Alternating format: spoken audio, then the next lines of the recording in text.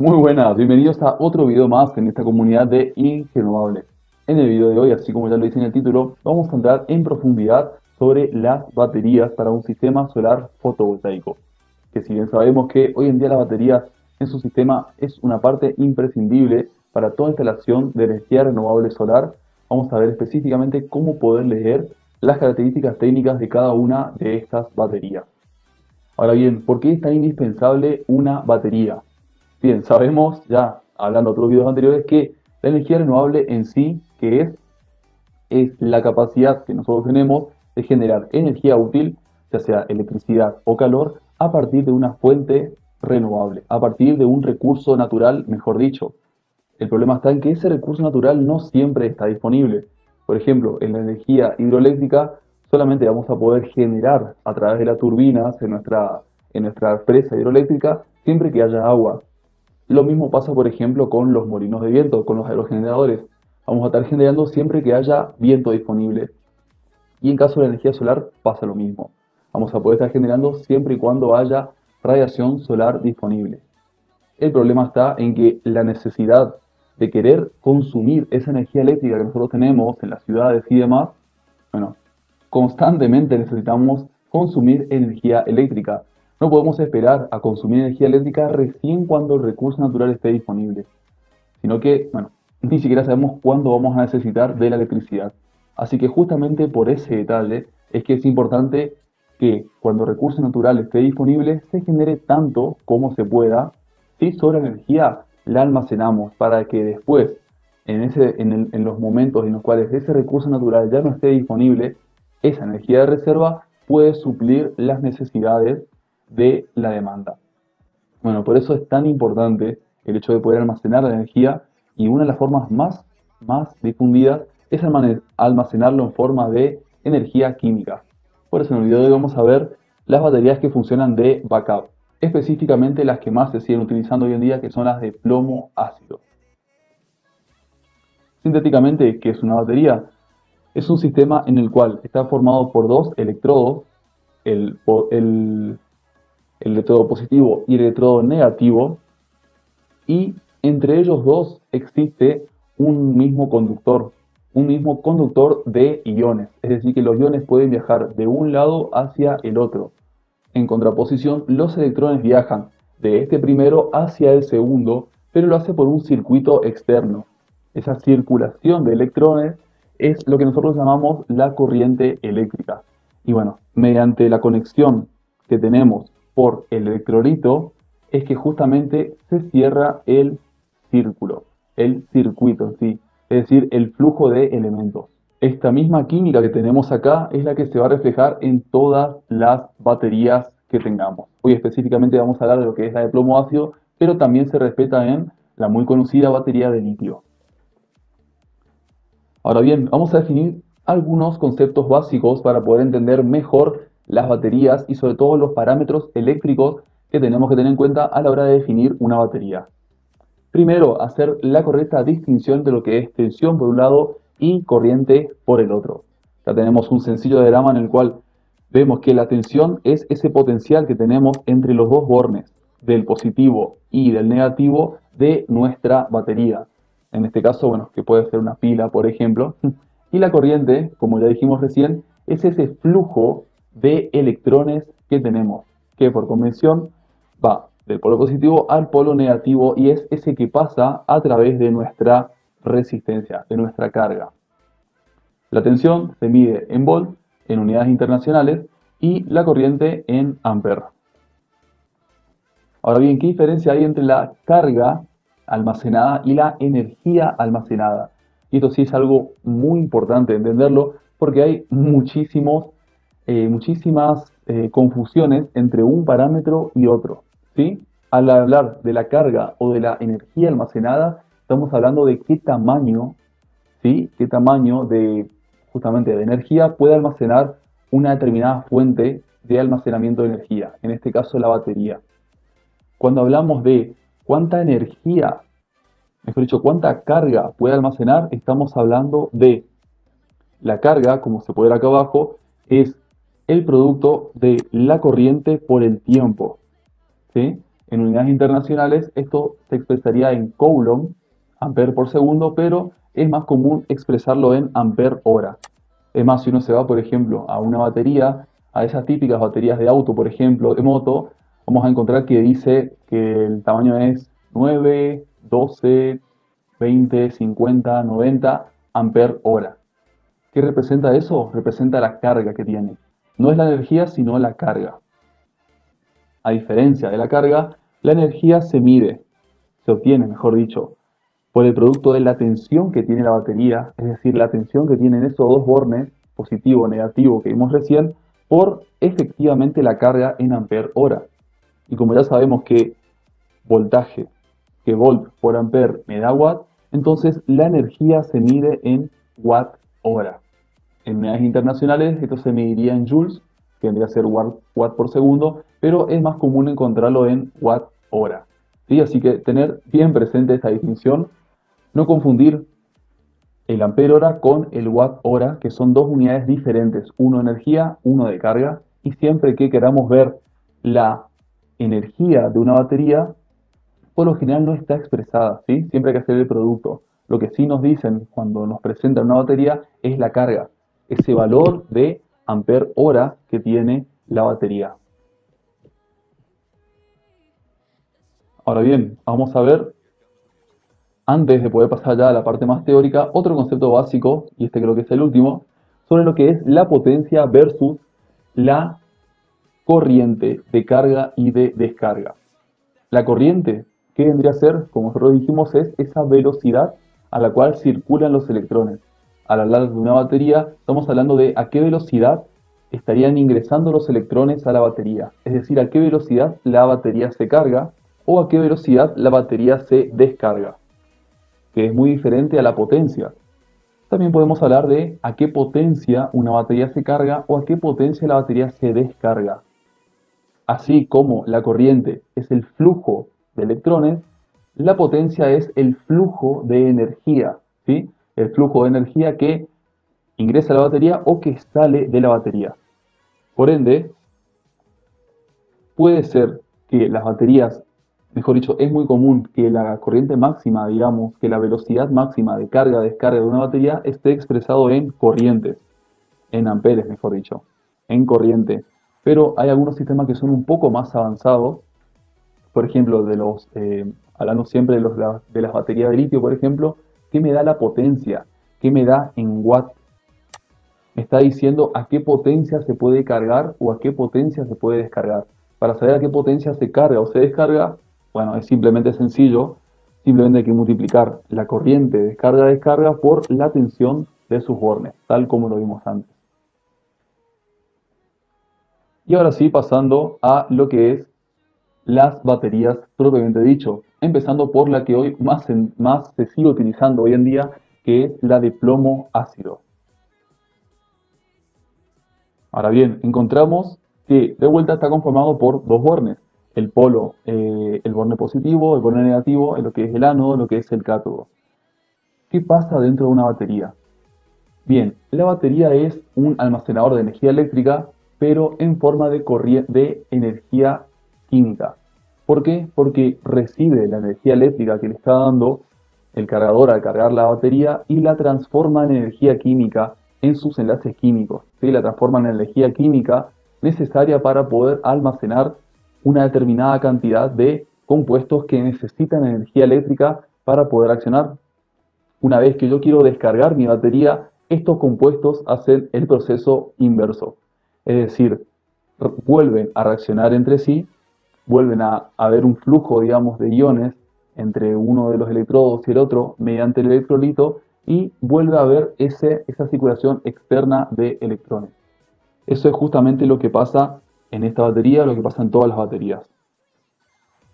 Cuando nosotros cargamos, lo que hacemos es pasar de este compuesto a este compuesto, ¿sí? Es decir, el plomo se está disociando, en este caso de lo que es el azufre, y se estaría formando lo que es el ácido de plomo. Justamente de ahí su nombre es plomo ácido. Y en cuanto cuando nosotros estamos descargando, pasa el proceso inverso. De este compuesto evoluciona a este compuesto entregando energía, desprendiendo electrones, mejor dicho. Esos electrones son los que circulan por el circuito externo y bueno, es lo que genera esa corriente que se puede aprovechar al descargar una batería. ¿Sí? Acá podemos ver el proceso completo. Ahora bien, es muy común hablar de las típicas baterías de ciclo profundo, de arranque, qué significa cada una de ellas. O por ejemplo, una pregunta de las que más nos suelen hacer es, si yo tengo una batería vieja de auto, por ejemplo, ¿la puedo poner en mi instalación solar? Bueno, la respuesta, mejor dicho, nos da específicamente este gráfico. No se trata de qué tecnología o qué compuesto tenga dentro. Es decir, yo puedo tener una batería de plomo.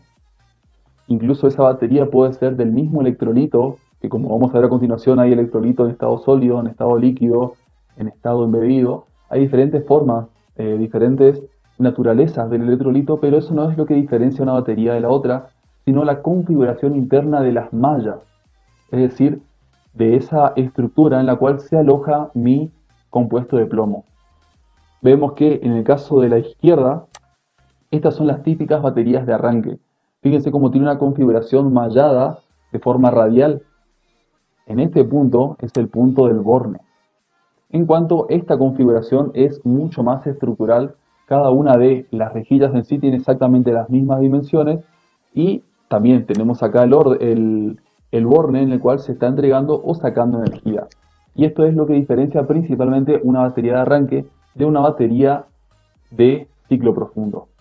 Las baterías de arranque tienen esta configuración justamente para que la energía pueda fluir en un tiempo muy corto y cargarse también en un tiempo relativamente corto. ¿Esto por qué es? Porque cuando comenzamos a arrancar el auto, el burro de arranque necesita mucha energía en pocos segundos. Entonces la batería sufre una gran descarga en muy pocos segundos para poder comenzar a movilizar el auto. Una vez que después el auto arranca, el alternador vuelve a cargarla.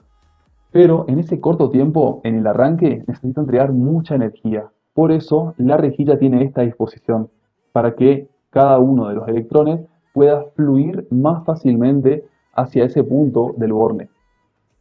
En cuanto a las baterías que son de ciclo profundo, justamente lo que nosotros queremos es poder entregar la energía pero en un tiempo prolongado.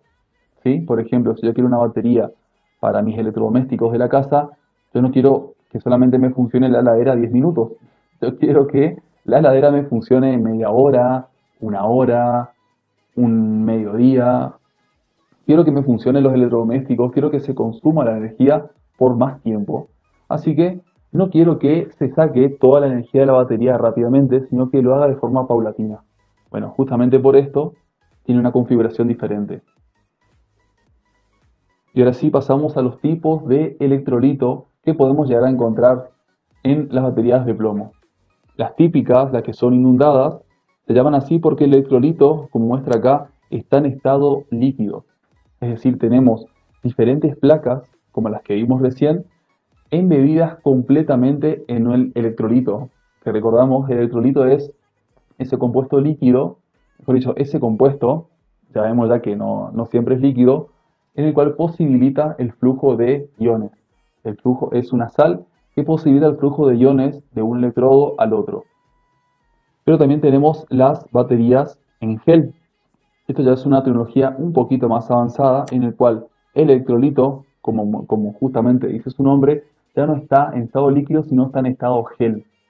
¿Sí? Como sabemos, el gel, imagínense al alcohol en gel, ¿cómo lo describirían? Es como, no llega a ser un líquido porque es un poco más espeso, ¿sí? Un poco más viscoso que un líquido, pero tampoco es un sólido, tampoco es escarcha de hielo, sino que está como en un estado muy intermedio, ¿sí? Parece un poco líquido, pero tiene como más, tiene un poco más de espesidad. Eso justamente hace que estas baterías no solamente no haga falta realizar mantenimientos, sino que además no son derramables. Justamente como no son líquidos, uno puede voltearlas y no habría problema. Y por último pasamos a las últimas, las que son la tecnología más avanzada, que son las AGM. Traducido al inglés, cada sigla representa Absorbed Glass Material, representa que en este caso El electrolito está embebido en fibras de vidrio, ¿sí? Tiene una composición similar a lo que es el gel, pero está embebido en fibras de vidrio, por eso es su nombre Absorber Glass. También una tecnología mayor que me puede entregar, que puede administrar, mejor dicho, el flujo de electrones mejor y también puede tolerar mayor porcentaje de carga o de descarga. Bien, acá tenemos una clasificación un poco más extensa, aquellas que son las abiertas y aquellas que son las cerradas, ¿sí? También conocida como BRLA, que son las Valve Regulate, es decir, que son baterías selladas, pero con válvulas regulables. Fíjese que dentro de lo que son las inundadas, con mantenimiento también tenemos de ciclo profundo, de arranque, de propósito, etcétera. Y las que son ya cerradas, como muestra acá en la imagen que representa que sean cerradas, ya tenemos baterías un poquito más avanzadas, como por ejemplo las de gel y las de AGM. Esto nos da una gran ventaja, en el sentido que si nosotros compramos una batería para una instalación solar fotovoltaica, por ejemplo, para que funcione de backup, no va a ser necesario hacerle tanto mantenimiento, mejor dicho, no va a ser necesario hacerle ningún mantenimiento, porque son baterías selladas directamente. No es que yo tengo que estar constantemente abriéndolas para reponer ese electrolito que pasa en algunas baterías, sino que estas ya están completamente selladas. Además de eso, tiene la principal ventaja de tener una tecnología mayor, porque el electrolito ya está en otra naturaleza, en otro estado de composición, en gel libre o en gel embebido en vidrio. Vamos a ver diferentes curvas ahora para poder interpretar las características, pero para eso, bueno, tenemos que tener en cuenta que una batería de plomo ácido, por lo general tiene 12 volts en corriente continua, está compuesta por 6 celdas en serie. Y bueno, por matemática simple, sabremos que cada una de las celdas tiene 2 volts en sus dos bornes positivo o negativo. Lo que hacemos es agrupar esas 6 celdas en paralelo para que de esa forma nos entregue la batería completa esos 12 volts. Y bien, acá vemos una composición interna. Acá vemos, en este caso estamos hablando de una batería de electrolito líquido. Acá vemos cómo cada una de las mallas está separada, ¿sí? Vemos esa malla, como que dijimos recién, que no tiene una configuración radial, sino que tiene una configuración estructural eh, simétrica entre cada uno de los cuadraditos que conforman la malla. Y tenemos una malla de lo que es el plomo ácido o de plomo, según sea carga-descarga, y la siguiente malla de plomo. Plomo ácido, plomo, plomo ácido, plomo. Y así todas se van a ir intercalando para que cuando se cargue o se descargue el proceso sea más eficiente, ¿sí? No es que todo de un solo lado de la batería hay un electrodo y todo de otro lado está el otro electrodo. No, no, sino que las mallas se van a ir intercalando.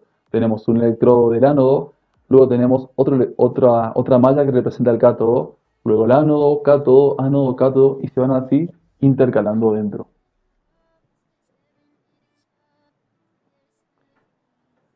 Ahora bien, ¿cómo se determina el porcentaje de carga-descarga de una batería?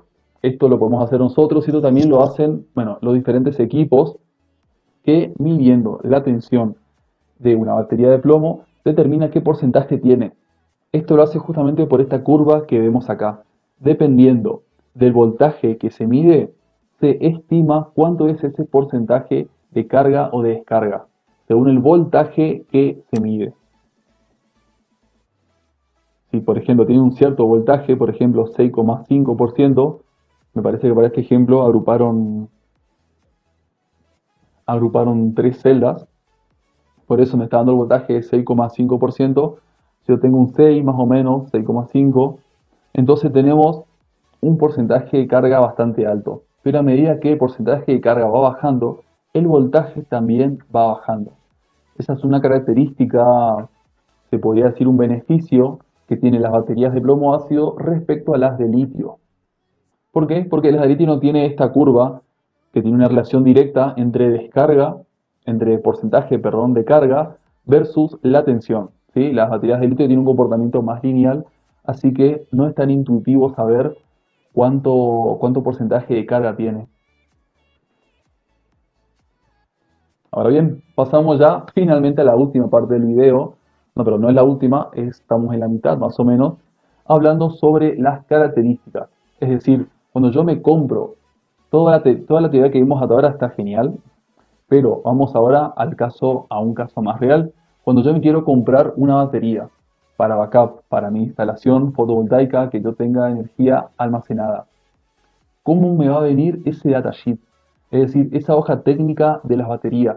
Exactamente qué datos me van a venir en esa hoja técnica y de todos los modelos que yo tengo, específicamente cuál tengo que ver, qué es lo que tengo que ver en cada una de esas hojas técnicas y demás. La verdad, personalmente me pasó que cuando yo quise comenzar a ver las primeras fichas técnicas de la batería, me di cuenta que la batería es el dispositivo de una instalación fotovoltaica que más información trae. ¿Sí? Lo voy a repetir. Las baterías en instalación fotovoltaica es el equipo que más información trae de todo lo demás. Trae más información que el panel fotovoltaico, más información que el inversor, más información que los conectores, que las protecciones eléctricas, que cualquier otro equipo es el que trae más información y es el que trae más parámetros a tener en cuenta. ¿A qué voy con esto? Tanto el panel como el inversor y bueno, los demás equipos secundarios sufren una ligera variación en su rendimiento, en la tensión que es capaz de entregar, que es capaz de soportar y demás. Por ejemplo, con parámetros como la temperatura, la humedad, el tiempo de permanencia, que tiene el equipo parado sin ser utilizado, todo eso altera el funcionamiento del inversor, del panel y demás. Pero el equipo más sensible ante todos esos parámetros es la batería. Muy sensible a la temperatura, muy sensible a la humedad, muy sensible a la velocidad con la cual se utiliza la energía, es muy sensible a muchos parámetros. Así que bueno, justamente por eso vamos a ver bien exactamente cuáles son los parámetros que me da un datasheet común. En este caso tomé por ejemplo la batería Ritar, que es de plomo ácido, obviamente, ahora es la que yo encontré, la más grande del mercado que yo encontré, ¿sí? La de 225 ampere-hora, como dijimos hoy, esa es la carga, 225 ampere-hora, ¿sí? Es la más grande que yo encontré por el momento, y bueno, si alguien alguna vez vio una de estas baterías, es una un, un equipo bastante grande, bastante voluminoso. Personalmente no lo pude ni siquiera levantar yo solo, porque también es bastante pesado. Así que bueno, creo que también por eso estas son el tamaño que por el momento más grande se está fabricando, o al menos más grande que yo me he enterado. Bien, una de las gráficas que tenemos dentro de lo que es nuestro datasheet es, como vimos recién, cuál es el porcentaje de carga según la tensión. Acá lo podemos ver mejor. La batería, el voltaje de batería, según cada celda esta vez, teniendo en cuenta que la celda tiene una tensión más o menos promedio de 2,1, 2,15 volt, vemos que si tiene esa tensión, se asume que todo el conjunto tiene más o menos un 90% de carga. Pero a medida que baja la tensión, por ejemplo, si cada celda tiene 1,9 tensión, vamos a ver que todo el conjunto de las 6 celdas va a tener un voltaje menor. Bueno, eso nos da una capacidad de batería menor. Bien, acá comenzamos a ver uno de los parámetros que justamente nos va a reflejar qué tan sensible es nuestra batería. En este caso estamos viendo cómo, dependiendo de la velocidad de carga o de descarga, la carga de la batería va a variar. Es decir, si yo le estoy cargando la batería a mucha velocidad o descargándola a mucha velocidad, la capacidad que tiene mi batería va a variar. Siendo el caso más normal, la velocidad C20. Pero si yo, por ejemplo, perdón, C20, si yo, por ejemplo, quiero cargar la batería o descargarla, utilizarla a una velocidad mayor, por ejemplo, C10 o C5, vamos a ver cómo la capacidad poco a poco va bajando. Es decir, si yo le sobreexijo tanto en su carga como en su descarga a unas velocidades mayores, la capacidad que tiene de almacenar carga se va a reducir. Bueno, acá justamente podemos ver cómo Acá vemos en el gráfico, en el eje de las ordenadas, el tiempo de descarga y en el eje de las abscisas los terminales, es decir, el voltaje que tenemos. Y vemos que si tenemos una velocidad de carga menor, 0,05 C, que representa una velocidad de carga, una velocidad de flujo de electrones, estamos viendo que representa que la cantidad de horas que yo necesito para cargar toda la batería a esta velocidad es de 20 horas, o sea, es muchísimo tiempo, pero si yo, por ejemplo, lo quiero hacer en 8 minutos, yéndome al extremo opuesto, la velocidad es muy alta. Lo normal sería, bueno, manejar en un rango de 1C, 0,55C, que representa cargar o descargar la batería en una hora. Si yo lo hago en menos tiempo, como muestra acá, me voy a estar yendo más hacia el lado izquierdo del gráfico, y si yo lo quiero en mayor tiempo, me voy hacia el lado derecho del gráfico. Este es un gráfico que, bueno, es un poco lioso poder entenderlo, pero vamos a ir explicándolo parte por parte. Esta curva que vemos acá, para empezar, a los 8, que representa cuando nosotros estamos hablando de 8 horas. Bueno, para empezar siempre tienen que tener en cuenta que todos los gráficos son a 25 grados Celsius, ¿sí? Hay que tener en cuenta la temperatura a la cual se ensayó esto. 8 representa que a las 8 horas se va a estar alcanzando una estabilización, ¿sí? Fíjense que este es el primer gráfico que vemos acá, este que estoy marcando acá, que es el que está comenzando acá en azul, es el voltaje de carga. Cuando la batería está 100% descargada, el voltaje es prácticamente nulo, ¿sí? Como vemos, tiene, bueno, cerca de 2 volts por cada borne.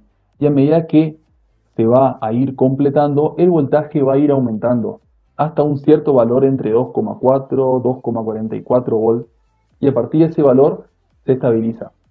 Ese es el comportamiento de la tensión de carga. ¿Qué pasa, por ejemplo, con la corriente? La corriente tiene el proceso opuesto. Al inicio, cuando yo quiero comenzar a cargar la batería, está completamente descargada, la corriente que circula es alta, es la más alta que puede llegar a haber. En este caso tenemos un valor de 0,1, sí, 0,1 amperes más o menos, hasta que llega justamente este tiempo, las 8 horas que vendría a ser el tiempo de estabilización. Una vez que pasa eso, dijimos, el voltaje se estabiliza y la corriente comienza a disminuir. ¿Por qué? Porque la batería ya alcanzó prácticamente su máximo, no digo su máximo estado de carga, pero sí los máximos requerimientos, digamos, como para alcanzar la estabilidad. Entonces, a partir de ahí, la corriente baja un poco la intensidad de carga y la tensión se mantiene estable.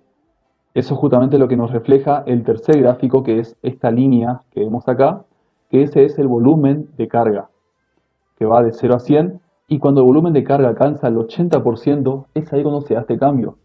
Es decir, en el 0%, la corriente es máxima porque la estoy cargando y la tensión es mínima. Cuando pasa del 0% al 80%, ahí la tensión llega a su pico máximo y se mantiene estable, y la corriente que venía con su pico máximo de forma estable comienza a disminuir. Después, para llegar del 80 al 100%, bueno, es un estado un poco más de, se podría decir, relajamiento de la batería, en el cual la batería ahora sí se toma mucho más su tiempo para completar. Como se puede ver, de 0 a 8 horas la batería está cargándose bastante rápido, con mucha corriente, y poco a poco aumenta la tensión, perdón. Pero en las 20 horas siguientes, desde las 8 horas hasta las 28 horas, se carga solamente el otro 20%. Bueno, acá podemos aplicar la regla de Pareto, en el cual te dice que el 80% más importante pasa en el menor tiempo posible. Bueno, acá en la batería también pasa lo de Pareto. En las primeras 8 horas, la batería se carga el 80% y necesitamos 20 horas después para que termine de cargar solamente ese 20% restante. Números de ciclos. ¿Qué me dice esto? Básicamente el gráfico lo que me representa es que mientras yo más profundamente cargue o descargue la batería, menos vida útil voy a tener. Y esto es algo muy, muy importante, porque si yo compro una batería de 200 ampere hora, en este caso 225 ampere hora, no significa que yo tengo que descargar y ocupar todos esos 225 ampere hora, porque la verdad voy a estar matándole a la batería, voy a someterla a un estado de descarga muy profundo y, aunque la pueda hacer, la vida útil se va a disminuir muchísimo. Como muestra acá, si yo solamente la descargo hasta un 30%, el número de ciclos de vida, es decir, número de ciclos de carga-descarga, que así se mide la vida útil de una batería en ciclos de carga-descarga, supera los 1500. Si yo siempre la utilizo descargándole la mitad de la carga y volviéndola a cargar, ya es, fíjense, casi la mitad, un poquito más de 600. Pero si yo siempre la utilizo descargándole por completo y después cargándole de vuelta, descargándole por completo y cargándole de vuelta, entonces el porcentaje de descarga va a hacer que la vida útil sea menor a 400 ciclos. Fíjense cómo prácticamente es un cuarto de lo que se obtendría si solamente lo hago al 30% de descarga. ¿Sí? Así que también hay que tener en cuenta eso. Y bueno, la mayoría de los inversores trae, digamos, una función para poder regular cuánto quiero cargar o cuánto quiero descargarle de la batería. Así que directamente puedo configurar mi inversor y, bueno, el inversor va a saber hasta cuándo descargar y hasta cuándo no. Ahora bien, la temperatura también es importante, como vimos recién. Todos los ensayos que se hizo de la batería se hizo a 25 grados Celsius. Bueno, eso no es casualidad, sino que justamente a los 25 grados Celsius, que más o menos es por acá, es el tiempo de vida útil óptimo. Una temperatura por debajo de eso me aumenta la cantidad de años, esto sí, cierto, y una temperatura un poquito mayor hace que justamente la vida útil en años de la batería decrezca. 25 grados se podría decir que es lo estable, ¿sí? Estaríamos más o menos rondando por acá, los 25 grados Celsius. Ahora bien, ¿qué pasa por ejemplo con aquellas baterías que nosotros las dejamos en stock? Por ejemplo, me compro varias baterías para venderlas en el futuro, por ejemplo, pero las dejo almacenadas en un taller, por ejemplo, y no las utilizo. ¿Cuánto tiempo puede pasar? ¿Cuánto tiempo prudente, mejor dicho, puede pasar hasta que yo las pueda vender y en qué condiciones? Bueno, eso varía también muchísimo según la capacidad y según la temperatura. Acá podemos ver, por ejemplo, que en el gráfico de las abscisas tenemos la capacidad y en el gráfico de las ordenadas tenemos el tiempo de almacenamiento medido en meses.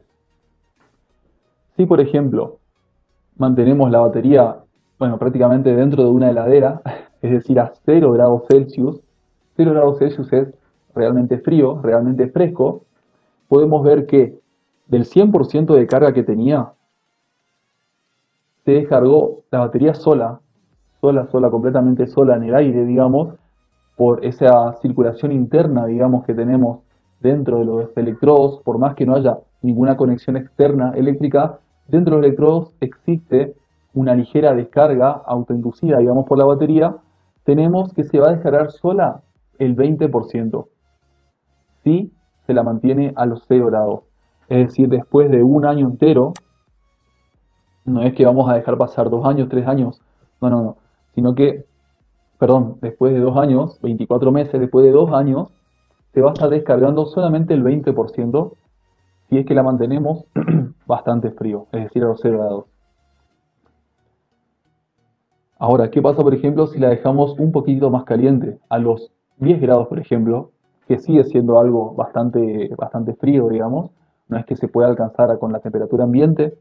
Bueno, después de los 2 años, ya se va a estar descargando un 40% la batería sola. Lo que me dice acá justamente que para recobrar el 100% de la carga, bueno, hay que hacer una carga justamente de energía a la batería. ¿Qué pasa, por ejemplo, si le mantengo más caliente, ya sea a los 20 grados o a los 30 grados, esto ya es temperatura ambiente, 40 grados, ya es temperatura ambiente en ciudades más tropicales, en ciudades más calurosas, vamos a poder ver que todas estas ya entran en el rango de que la capacidad 100% que tenía la batería puede ser que ni siquiera se recobre. Fíjense que mientras más caliente esté almacenada la energía, menos meses va a tolerar.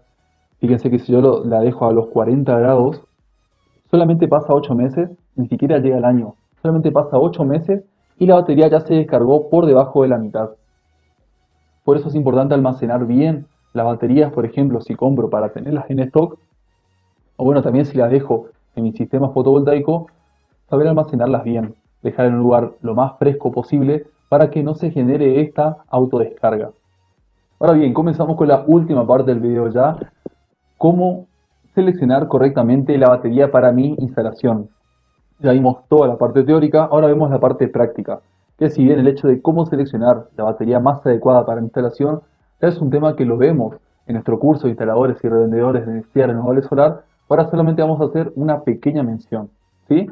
Para esto, bueno, hay que tener en cuenta que en este video, como estamos hablando de las baterías, solamente nos vamos a referir a la selección de las baterías.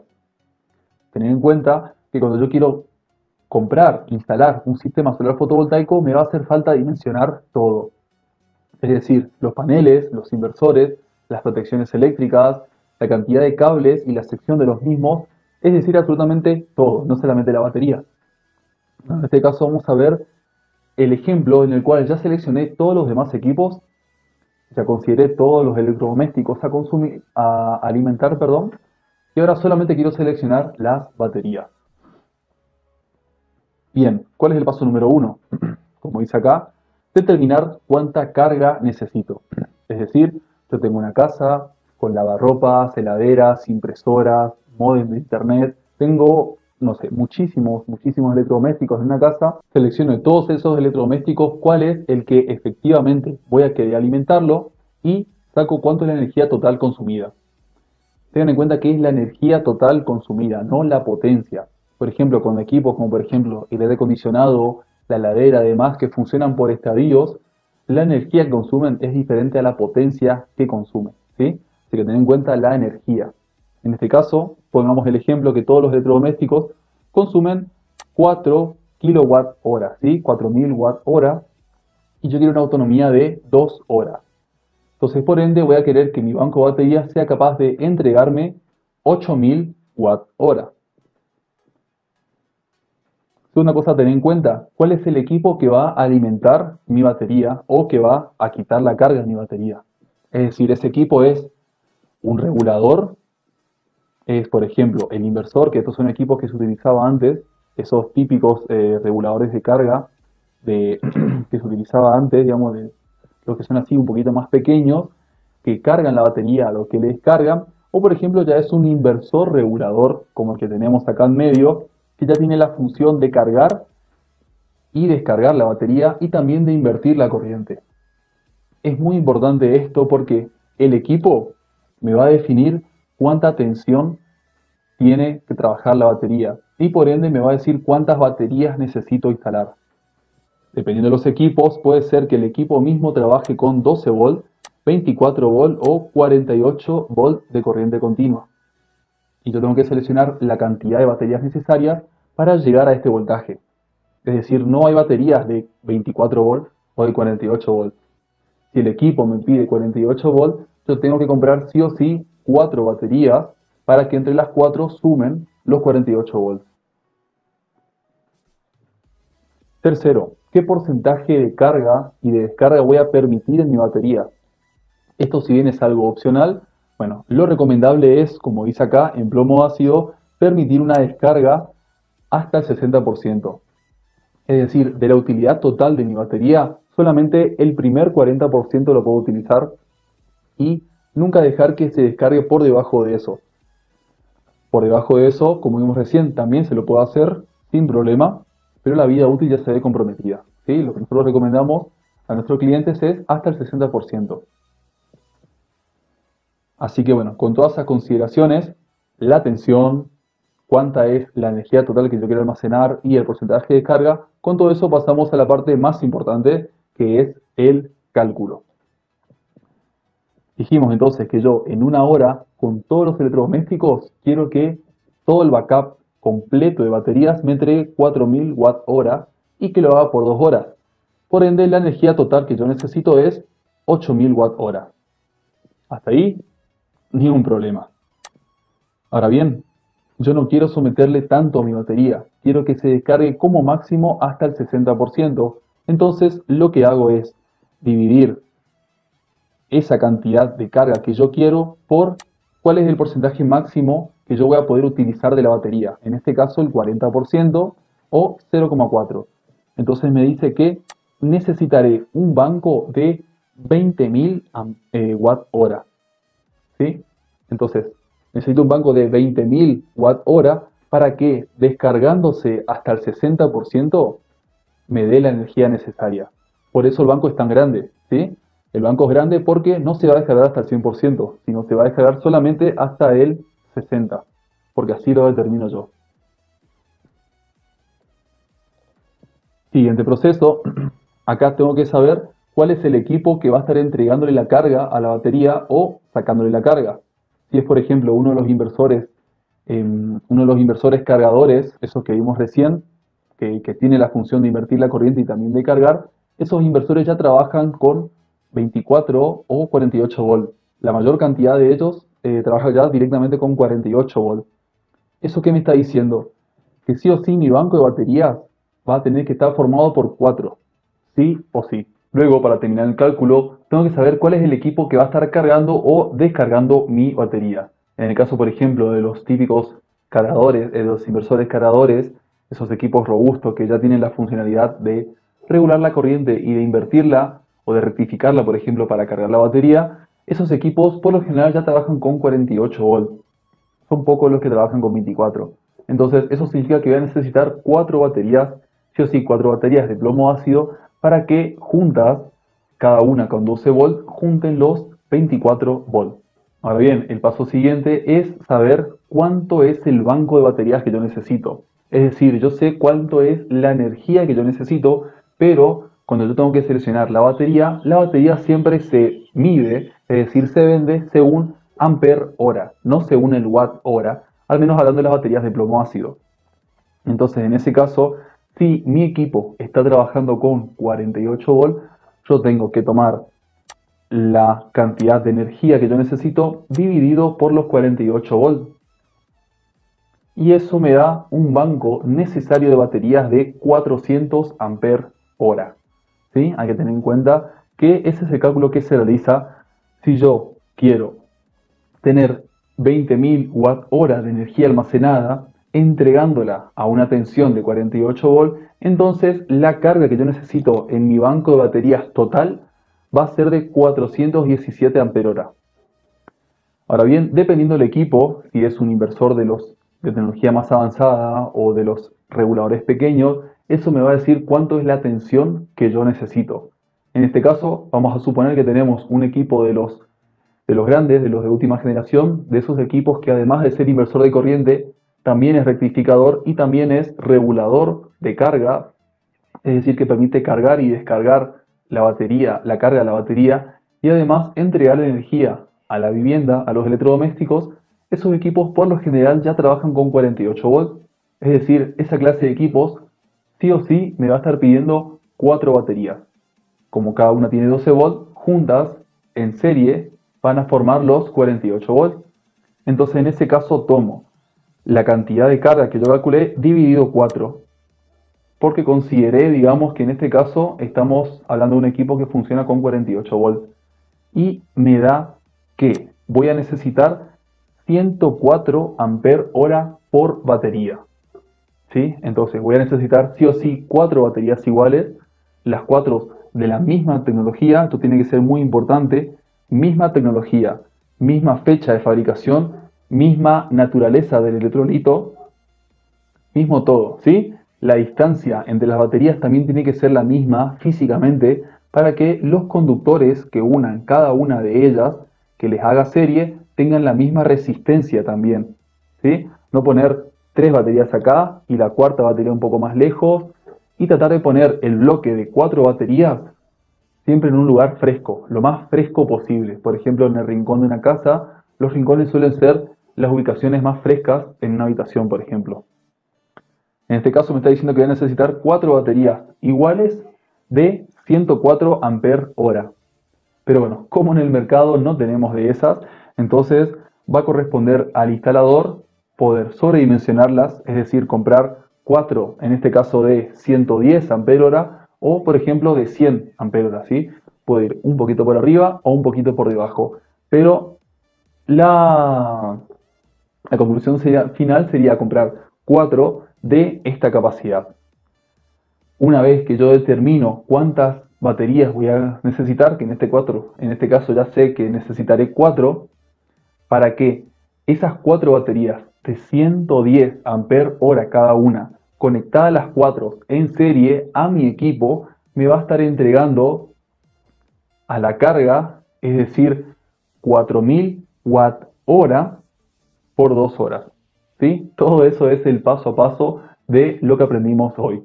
Y después, obviamente, me falta la parte de las protecciones. Al hablar de baterías estoy hablando de una circulación de corriente muy grande y además a la hora de corriente continua necesito que las protecciones puedan estar trabajando no solamente con corte de arco, con corte de arco eléctrico, sino que también sea un corte efectivo, un corte con una tecnología buena, avanzada, porque estamos hablando de corriente continua.